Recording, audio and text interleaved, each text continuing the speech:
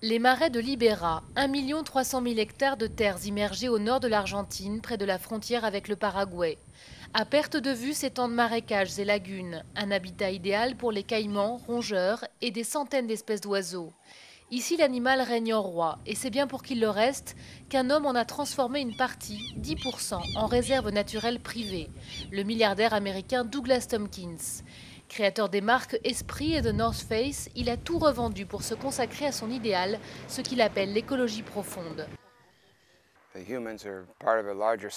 L'être humain fait partie d'un système, il ne vit pas au-dessus de la nature comme dans une bulle.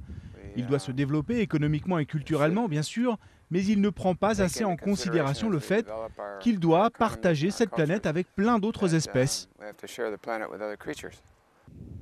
Racheter des terres pour les préserver de l'homme et y recréer l'écosystème originel, c'est la philosophie Tompkins. Mais ce projet n'est pas du goût de tout le monde, surtout des habitants de cette province très traditionnelle d'élevage. Ils s'inquiètent du terrain gagné par les propriétés de ce milliardaire étranger qu'ils soupçonnent d'avoir des intentions cachées.